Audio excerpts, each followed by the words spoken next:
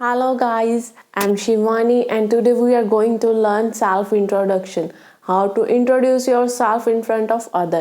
अगर आप स्टूडेंट हैं, चाहे आप कॉलेज गोइंग स्टूडेंट हैं और चाहे आप क्लास में पढ़ते हैं, चाहे आप अपना इंटरव्यू देने के लिए जा रहे हैं फॉर जॉब, आप हर जगह अपनी इंट्रोडक्शन ये दे सकते हैं। मैं आपको बताऊंगी अगर आप स्टूडेंट हो तो आपको कैसे देनी है और अगर आप जॉब के लिए अप्लाई करने जा रहे हो तो आप कैसे अपने इंटरव्यू दोगे।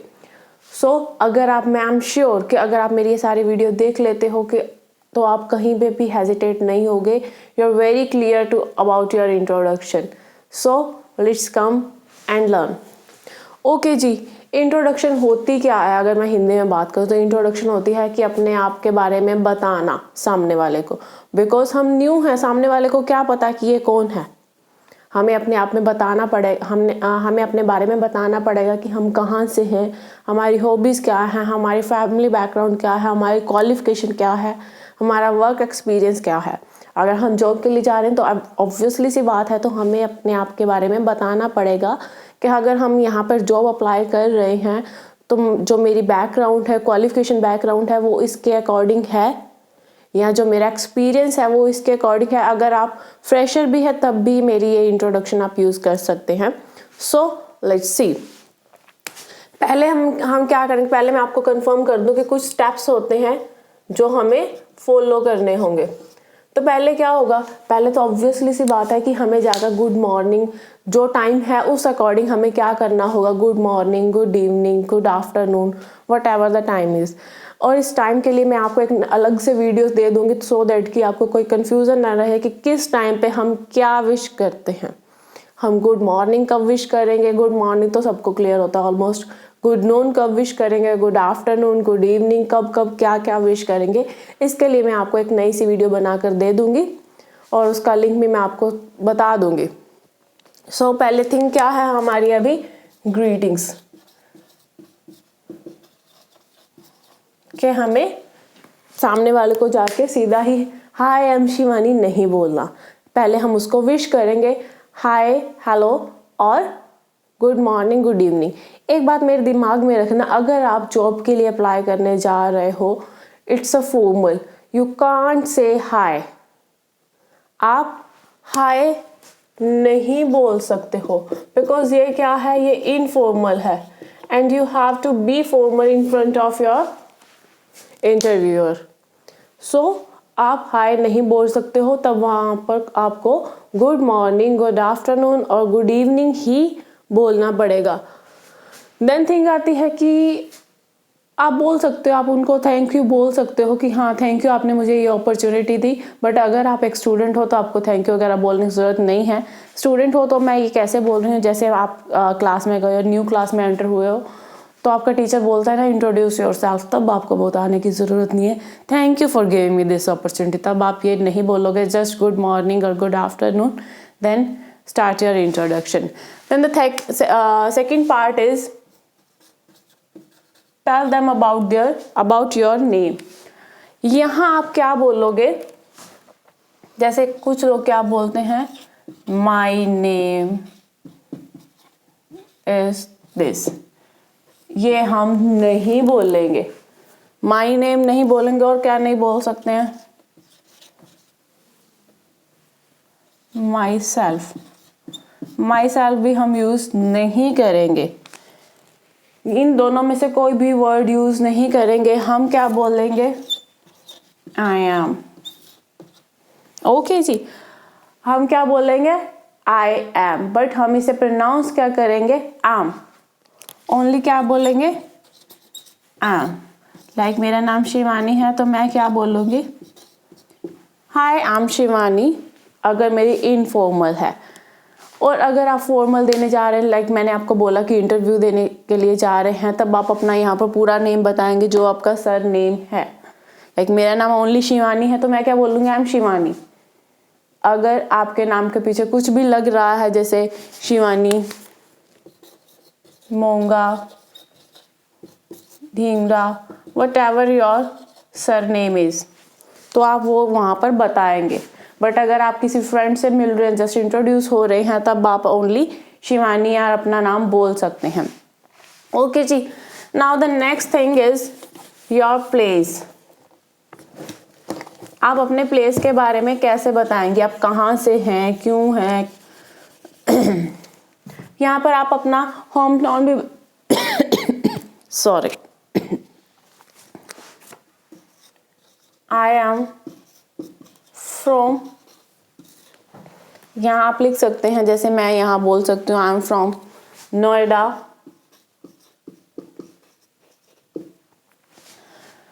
मान लो मैंने यहाँ पर लिख दिया I am from Noida, but it's not my at present current you can say that current living place ना, क्योंकि यहाँ मैंने बोला है कि आई एम फ्रॉम नोएडा, मैं वहाँ से हूँ, मैं वहाँ नोएडा से हूँ। तो यहाँ हमने जहाँ जो हमारा होम टाउन है वो मैंने बताया है कि जो मेरा होम टाउन है। अभी आप बोलोगे कि ये होम टाउन क्या होता है, होम टाउन वो होता है जहाँ हमारा बर्थ हुआ हो, जहाँ हमारा बर्थ हुआ हो वो होता है होम टाउन।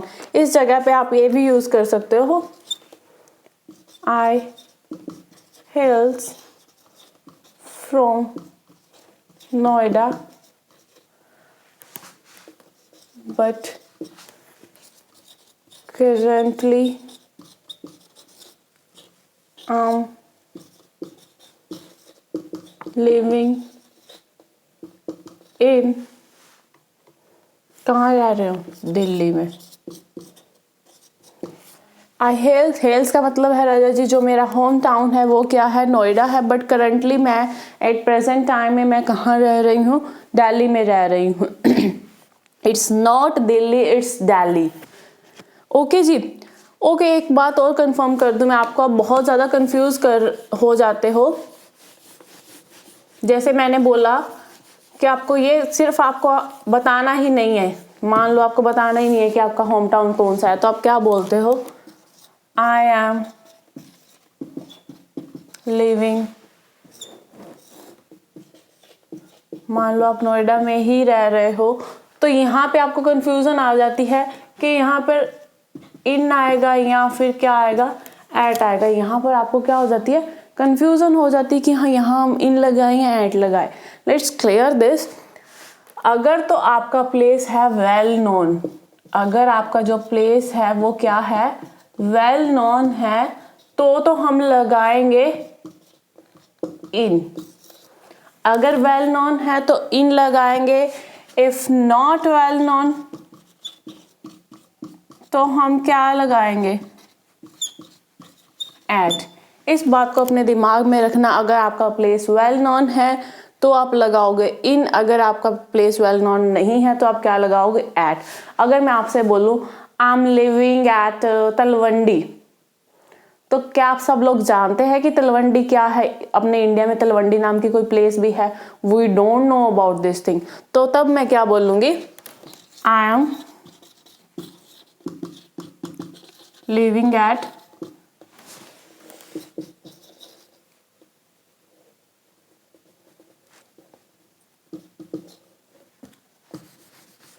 तलवंडी। बट यही अगर मैं लिखूं I am living in Mumbai, because Mumbai के बारे में तो सबको पता है ना कि मुंबई इंडिया का ही पार्ट है जो कि महाराष्ट्र में है, सबको इवन तो इतना भी पता है कि वो है कहाँ पर।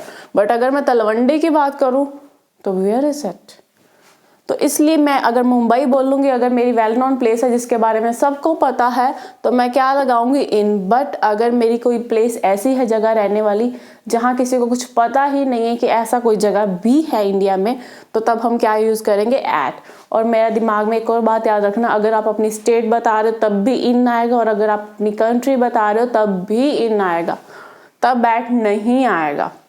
ओके जी, ओके फाइन। अभी हमारा प्लेस वाला भी क्लियर हो गया है,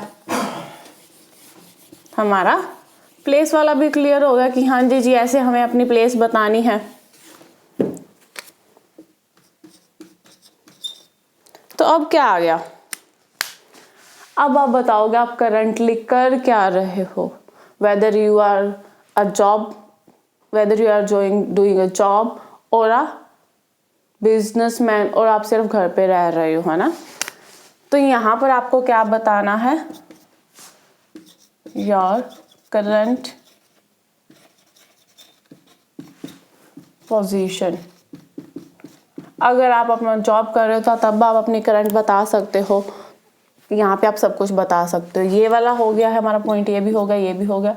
अब हम यहाँ पर है, तो यहाँ पर मैं क्या बोलूँगी, जैसे अगर मैं अपनी बात करूँ तो मैं क्या बोलूँगी, आई am a house maker not house wife. कुछ लोग क्या कहते हैं कि हाउस वाइफ बोल देते हैं। आप घर की पत्नी थोड़ी हो, आप घर बनाने वाले हो। पत्नी तो आप अपने घर वाले की हो, अपने हस्बैंड की हो। तो I am not a house wife, I am house maker. I'm a housemaker.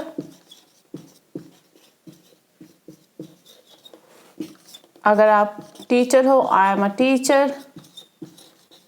अगर आप बिजनेसमैन हो एट प्रेजेंट तो आप बता सकते हो कि आई एम अ बिजनेसमैन। अगर आप स्टूडेंट हो तो तब आप क्या बताओगे,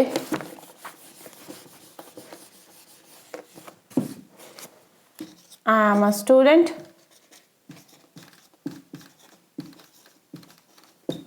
who is studying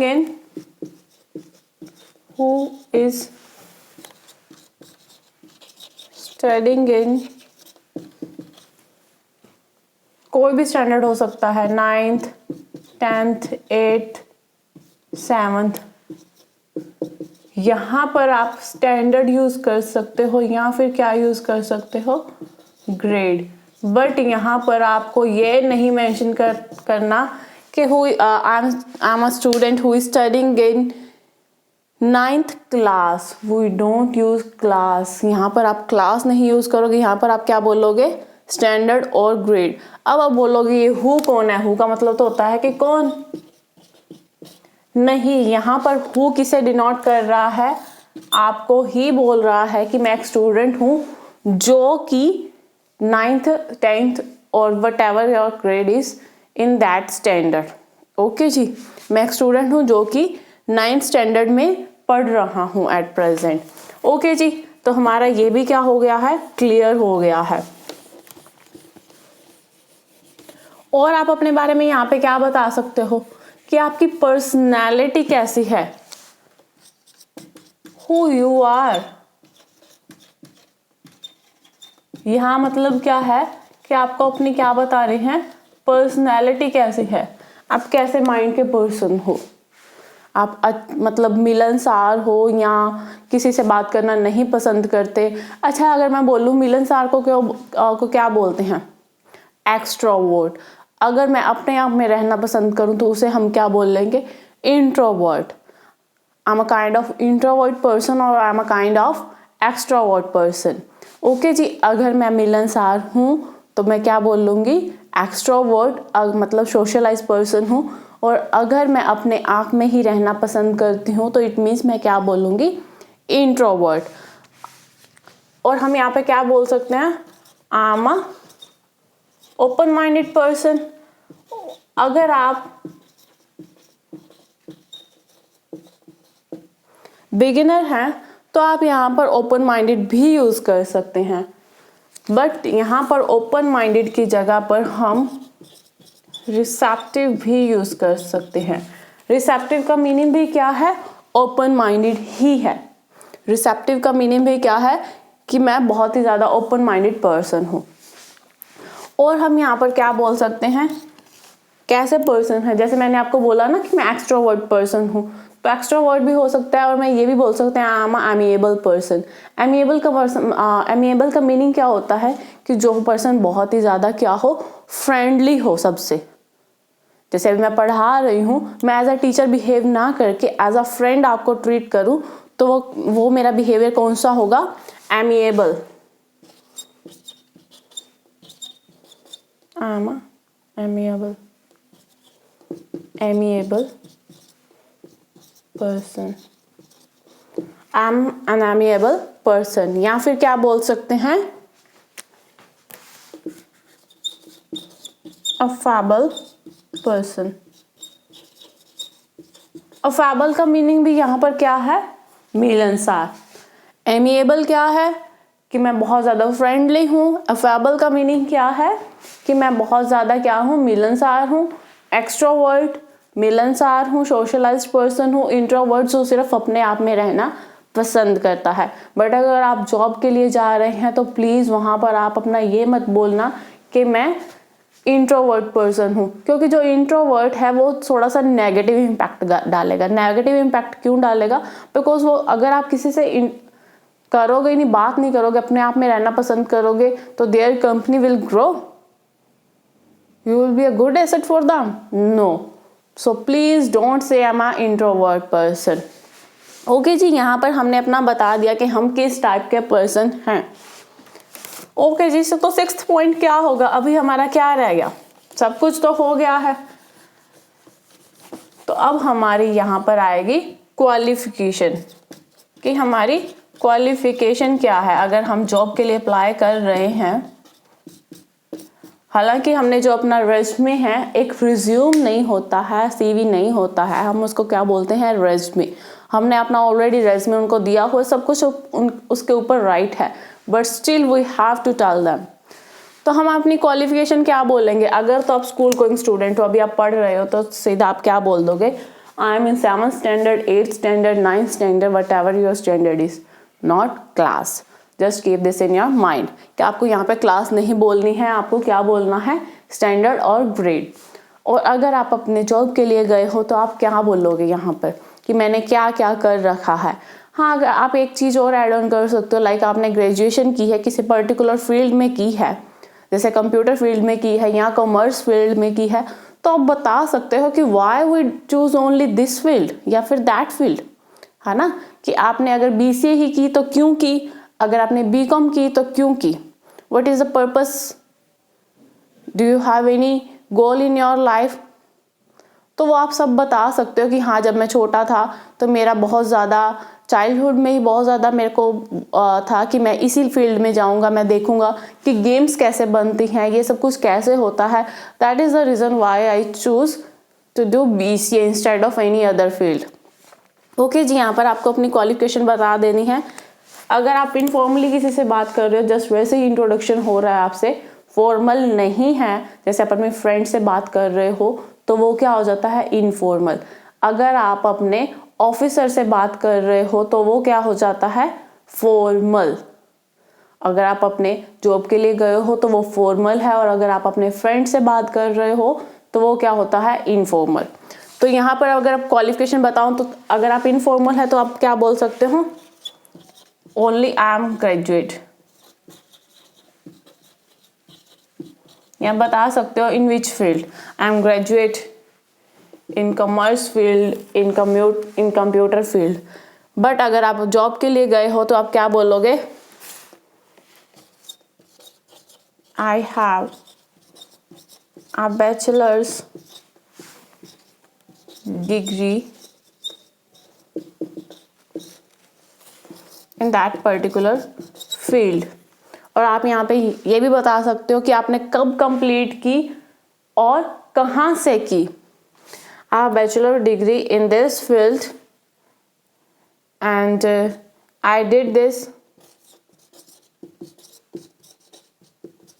या फिर I completed this in 2014, 15, 16 या फिर 2020 अगर आप फ्रेशर हो तो I did this या completed this in 2020 from किस यूनिवर्सिटी से आपने की है। ये कोई भी यूनिवर्सिटी हो सकती है, जैसे Delhi university, Punjab university, Kurukshetra university, तो कोई भी हो सकती है, आप यहाँ पर बता सकते हो। इसी तरह से हम क्या बता सकते हैं, हम अपना मास्टर्स भी बता सकते हैं कि जो मैंने मास्टर्स की है वो भी इसी सेम फील्ड में की है। I have also did my masters in the same field. Okay जी, इस तरह से आप अपना क्वालिफिकेशन बैकग्राउंड फिनिश कर सकते हो। Then come to the next point. अभी क्वालिफिकेशन हो गई, अब हमारा क्या रह गया, लाइक अगर तो आप जैसे स्टूडेंट हो तो आपका पास स्किल वगैरह क्या हो, हाँ अगर आपके पास स्पेशल कोई स्किल है तो आप बता सकते हो अपने टीचर को। बट अगर आप जॉब के लिए गए हो तो ऑब्वियसली आपको बताना पड़ेगा कि आपकी स्किल्स कौन कौन सी हैं, है ना। तो तभी आपको वो हायर करें, कि ऐसे तो फ्री बैठे को तो हायर करेंगे नहीं। तो यहाँ पर आपको क्या बताना होगा, स्किल्स और एक्सपीरियंस आपका क्या है।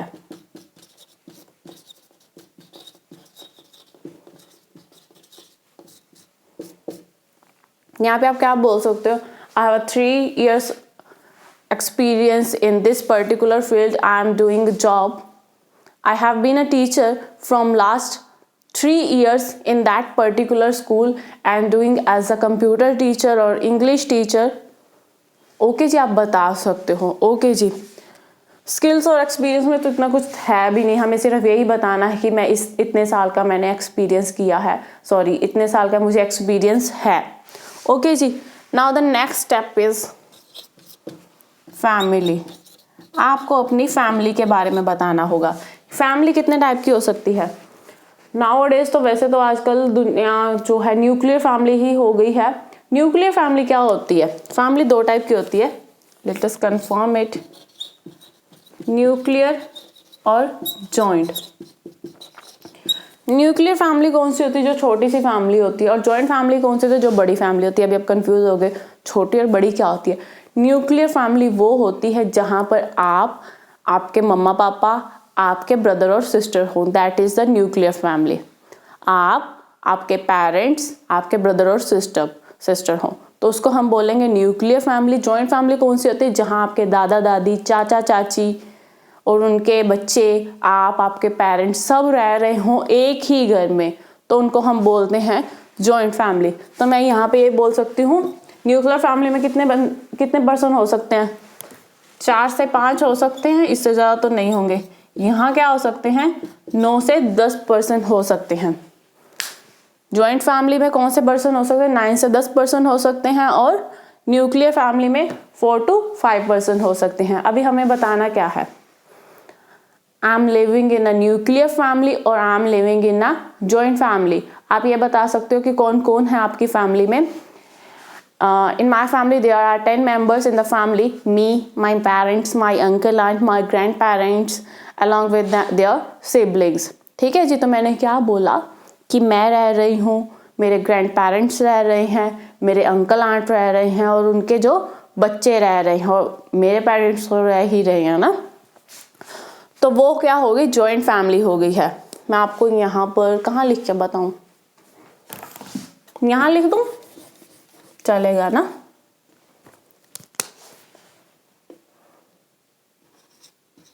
I am living in joint family, in a joint family,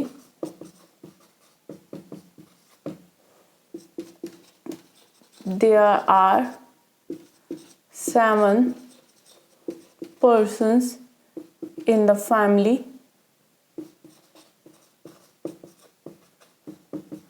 including me,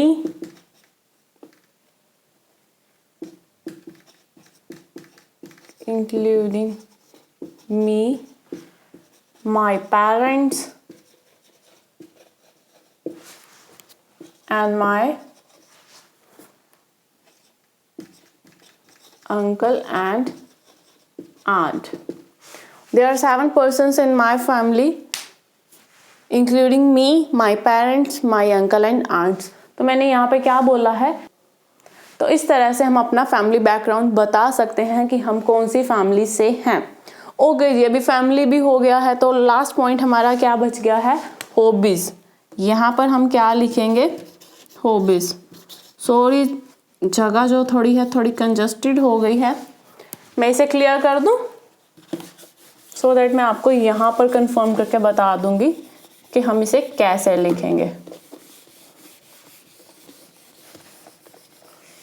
ये आप सारे पॉइंट्स नोट डाउन कर लीजिए कि आपको कब, कहाँ और कैसे बोलना है। ये नहीं हो सकता कि आप पहले नेम बता रहे हो, देन अपनी क्वालिफिकेशन बता रहे हो, देन आप हॉबीज पे आ रहे हो। You can't do this thing. आपको हर चीज़ हर टाइम पे बतानी हो, क्योंकि हम ऐसे बताते अच्छे नहीं लगते क्या। हाँ, मेरा नाम शिवानी है और मेरी हॉबीज ये हैं, फिर मेरी अपनी क्वालिफिकेशन बता रही हूँ, देन मैं अपनी फैमिली पे आ रही हूँ। ये अच्छा नहीं लगता ना कि पर्सन रैंडमली उठा के कहीं भी कुछ लगा रहा है, तो आप क्या लगोगे, अच्छे नहीं लगोगे। तो यहाँ पर मैं हॉबीज बता रही हूँ। अगर आपकी हॉबी एक है, अगर हॉबी एक है तो आप क्या लगाओगे, इज। अगर आपकी हॉबी एक से ज्यादा है, 2 है, 3 है, कईयों की बहुत सारी होती हैं, तो वो हॉबी क्या होगी, हॉबीज होंगी, हॉबीज आर होगा। ओके जी, हॉबीज आर। Okay fine. एक बात और दिमाग में रखना, आप अपनी हॉबी के बारे में बता रहे हो, my hobbies dancing, my hobbies singing, but आपको अगर आप क्लैरिफिकेशन दोगे, जस्टिफिकेशन दोगे, तो ये ऑब्वियसली अच्छा इम्पैक्ट डालेगी सामने वाले पे। हाँ, कि पर्सन जस्टिफाई कर रहा है अपने पॉइंट को कि अगर मेरी हॉबी है तो क्यों है। बिकॉज हमारी हॉबी होती क्या है, जो हम अपने फ्री टाइम में कर लेते हैं, जो हमें करना अच्छा लगता है। तो वो हमें करना अच्छा क्यों लगता है, दैट इज द रीज़न। अगर हम सामने वाले को रीज़न देंगे तो अच्छा होगा। क्योंकि अगर हम रीज़न, मान लो कि हम रीज़न नहीं दे रहे हैं, लाइक मैंने बोला कि my hobby is reading books, is this enough? No. सामने वाला पूछेगा किस टाइप की बुक्स, क्यों यही बुक्स को, क्यों? क्योंकि बुक्स बहुत सारे टाइप्स के ना, स्टोरी बुक्स हैं, कॉमिक बुक्स हैं, रोमांटिक बुक्स होती हैं, लव स्टोरीज होती हैं, स्पिरिचुअल बुक्स होती हैं। तो आपको कौन सी बुक पढ़ना पसंद है? बहुत सारी बुक्स हैं भाई, है ना। अगर आप बताओगे कि मेरी बुक पढ़ना है, कॉमिक बुक पढ़ना ही मुझे अच्छा लगता है, या मुझे स्पिरिचुअल बुक्स ही पढ़ना अच्छा लगता है, तो क्यों?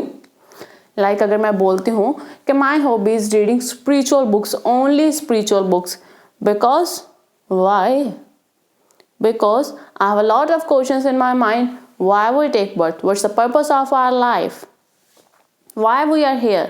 Why we are human beings, not animal, any other bird? है ना। तो मेरे माइंड में बहुत सारे क्वेश्चंस हैं कि हम यहाँ क्यों हैं, हमारी लाइफ का पर्पस क्या है। तो उन क्वेश्चंस को फाइंड आउट करने के लिए मैं क्या पढ़ती हूँ, स्पिरिचुअल बुक्स पढ़ती हूँ। इट्स अप टू यू कि आपकी कौन सी हॉबी है, उस टाइप से आप अपना आंसर दे सकते हैं। तो यहाँ पर मैंने आपको बता दिया है, my hobbies are reading books, कौन सी बुक्स मैंने अभी आपको बताया है, बुक रीडिंग यहाँ पे लिख ही देती हूँ, सॉरी।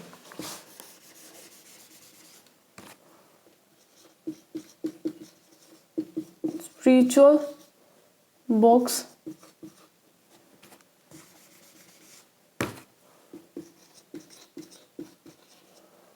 And singing. मुझे स्पिरिचुअल बुक्स पढ़ना पसंद है और सिंगिंग जो है वो मेरी क्या है, हॉबी है। जब आप ये सब बता दो, अच्छा सिंगिंग हॉबी भी हो सकती है, गार्डनिंग भी हो सकती है, और क्या क्या हो सकता है, बहुत सारी हॉबीज़ है ना। अगर आपको एक स्पेशल हॉबी के बारे में जानना है कि हम ये हमारी हॉबी ये है, क्यों है, तो आप उसको कमेंट बॉक्स में ज़रूर बताइए कि आपकी हॉबी कौन सी है और क्यों है। प्लीज़ जस्टिफाई भी ज़रूर करिएगा कि आपकी हॉबी ये क्यों है। तो यहाँ पर क्या हो गया कि my hobbies are reading spiritual books and singing. और अगर आपकी हॉबी क्या है, लिसनिंग म्यूजिक है, तो आप क्या बोल सकते हो, माई hobby is listening music. Why your hobby is listening music? Because it's just relieve my mind, it's works like a stress buster for me. Stress buster क्या होता है, मैंने अभी क्या बोला, works like a stress buster for me। हमारे word से ही clear हो रहा है कि स्ट्रेस बस्टर, जो स्ट्रेस को क्या कर दे, बर्स्ट कर दे, खत्म कर दे, उसे हम बोलेंगे स्ट्रेस बस्टर। जो मेरे दिमाग में बहुत ज़्यादा स्ट्रेस होता है, मैं थक चुका होता हूँ, जब मैं म्यूजिक को लिसन करता हूँ, सुनता हूँ, तो क्या हो जाता है, मेरा स्ट्रेस सारा खत्म हो जाता है, मैं बिल्कुल फ्री हो जाता हूँ। That is the reason why my hobby is listening music. So that's all. तो आप एंड में क्या करोगे, जब आप अपना एंड कर रहे हो, अभी एंड तो हो गया है, हम ऐसे तो नहीं बोल सकते that my hobby is this and this and this, बस हम चुप नहीं हो सकते। तो हम क्या बोलेंगे एंड पे, that's all about me, that's all about me. Thank you.